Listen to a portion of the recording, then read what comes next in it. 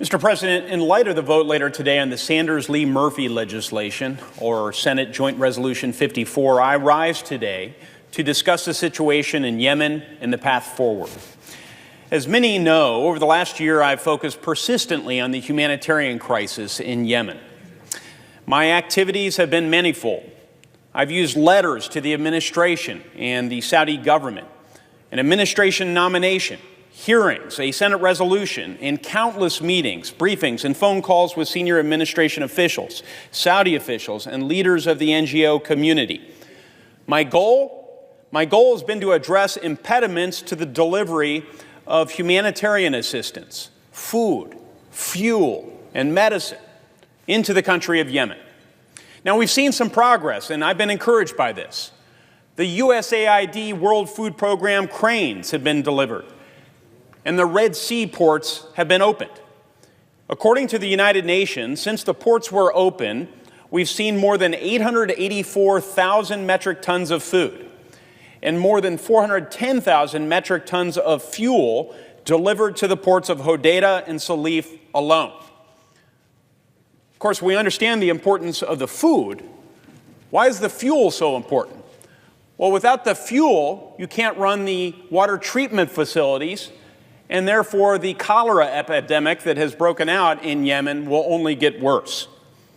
So 884,000 metric tons of food and more than 410,000 metric tons of fuel. This has resulted in the saving of countless lives in Yemen. Now look, there is a continued humanitarian crisis in Yemen. A lot of problems persist, and we need to address those. We've seen progress with respect to the delivery of some of the humanitarian assistance I mentioned, but commercial and humanitarian vessels have been offloading their life-saving cargo less quickly than we would like. And so there's a lot left for us to do. The National Security Council presidential statement issued on March 15 related to Yemen indicated there are still over 22 million people in need of humanitarian assistance. This is the world's largest humanitarian disaster. The risk of famine persists for millions of Yemenis. The Saudi-led coalition continues, unfortunately, to impose unacceptable delays on ships carrying food and fuel into Yemeni ports. According to the UN, the Saudi-led coalition caused 5.9 days of additional delay in the month of February on ships going to the major ports of Hodeidah and Salif. Those delays continue this month. Now, why does this matter? Well, this matters, of course, because we don't want people to suffer. It's inconsistent with our basic human values. It's inconsistent with what we Americans believe. But when people suffer, it also exacerbates a national security crisis. It facilitates radicalization. In fact, last week I chaired a Foreign Relations Committee subcommittee on this very topic, on the connection between food insecurity, specifically, and instability or radicalization of those who are food insecure.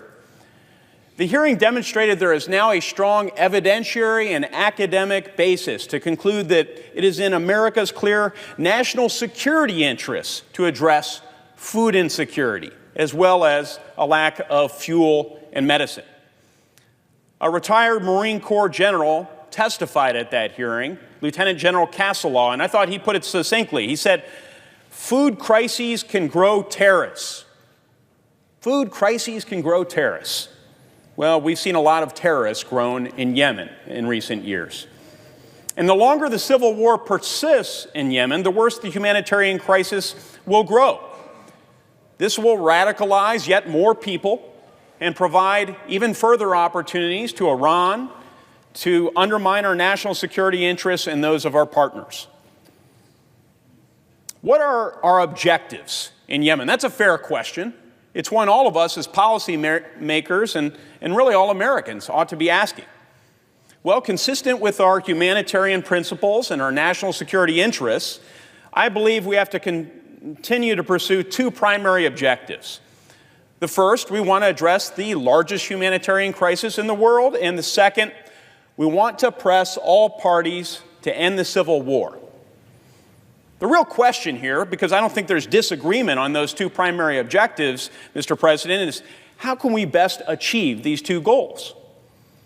That takes me to the Sanders-Lee-Murphy resolution before us today. We, of course, need to fulfill our Article I constitutional responsibilities. Article I, Section 8 of the Constitution indicates that it is Congress's responsibility to declare war. It is Congress's responsibility to authorize the use of military force. And I share Senator Lee's conviction, Senator Sanders' conviction, Senator Murphy's conviction that we need to take that responsibility very, very seriously. And this is why I introduced an authorization for the use of military force last year. It's also why I've been working with Chairman Corker of the Senate Foreign Relations Committee, Senator Kaine, and other members of the committee to break a logjam in negotiations, some principled disagreements that exist with respect to what the authorization for the use of military force should look like moving forward. We've finalized an updated AUMF against Islamic terrorist groups like Al-Qaeda and ISIS that will merit consideration in coming weeks. In fact, we heard from Chairman Corker. He's now offered a public assurance that there will be hearings on the issue of authorizing military force. There will be marking up and reporting of legislation so that this 17-year-old authorization for the use of military force can be re-upped. Because my own view is whatever one thinks of the legal merits of this long war under the authorizations given in 2001 and 2002, the further away we get from that point in time where a past Congress authorized force, the more attenuated that argument is, the less power it has. Moreover, we owe it to the men and women in uniform to consistently debate our involvement in overseas conflicts. So I commend the chairman for agreeing with other members of the committee that we need to have hearings and to pass legislation specifically on this matter through the Committee of Jurisdiction, through what we call regular order. Let me share with those who are watching my remarks here today what I believe the wrong approach is. I believe Senate Joint Resolution 54 is the wrong approach. That resolution sidesteps the Senate Foreign Relations Committee, doesn't lead to the sort of fulsome debate, doesn't allow us to hear from professional witnesses, members of the administration, the way a formal committee hearing and markup would allow. Moreover, the legislation's never going to become law. It will never become law. It's an exercise in messaging. Now, messaging's important. We need to make the argument. I respect my colleagues for making their principled arguments. They're strong in conviction. They make them, each of them, quite articulately.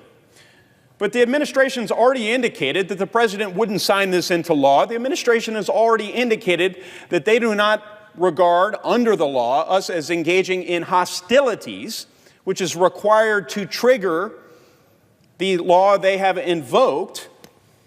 And so this will never become law. Moreover, we most certainly will not be overriding a presidential veto should this pass out of the Senate and the House and go to the president, whereupon he would veto it. So this will never become law. And the last reason I think Senate Joint Resolution 54 is the wrong approach is because it won't achieve our shared objectives. It would fail to achieve its stated objective because the administration rejects the premise of the Sanders-Lee legislation related to hostilities, as I've already stated. So there's a better approach. Rather than just criticizing Senate Joint Resolution 54, and let me be careful to distinguish between criticizing the legislation, which we'll be voting on later, and my colleagues, because I've got great respect for my colleagues and their motives. But I wanted to play a more constructive role in this debate. So I wanted to introduce legislation that would provide leverage to pressure the Saudis to actually end the civil war in Yemen and to actually improve the humanitarian situation. At the same time, we have to acknowledge and respond to Iran's malign behavior in Yemen, as well as the presence in Yemen of ISIS and AQAP, Al-Qaeda in the Arabian Peninsula. This is arguably the most aggressive and most dangerous Al-Qaeda franchise in the world. We also have to recognize that Saudi Arabia's legitimate right to not have ballistic missiles launched into their cities.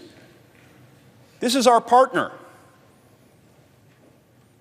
So I wanted to develop a bipartisan compromise that could actually pass out of the Senate Foreign Relations Committee, be passed by both chambers, and signed by the President of the United States.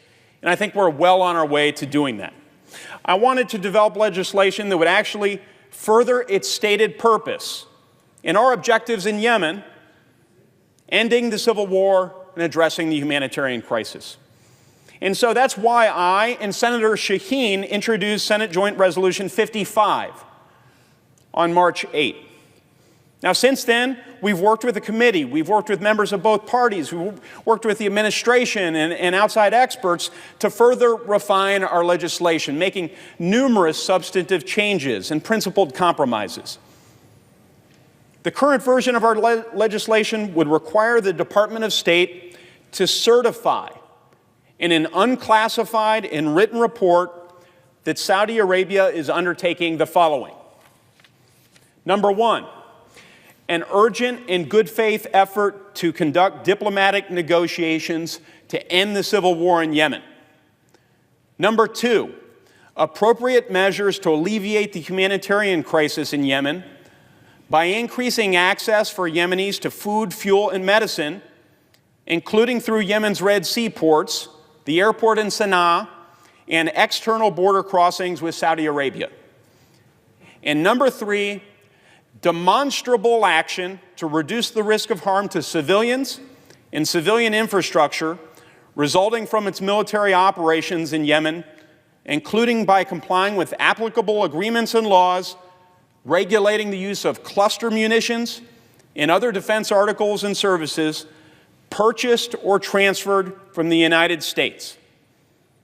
Now, if the Department of State can't make that certification, then U.S. air refueling missions, which are essential to the Saudi coalition's operations, they would end. They would be prohibited under our law. And given the humanitarian crisis in Yemen and our national security interests there, I appreciate Chairman Corker's commitment today to mark up Yemen legislation in the Senate Foreign Relations Committee when we turn from recess in April. So based on this reasoning, which I've laid out quite clearly here today, I plan to oppose the Sanders-Lee-Murphy legislation today. Instead, I'll support legislation like ours that could actually become law and would provide the administration the leverage they need to result in real change in Yemen.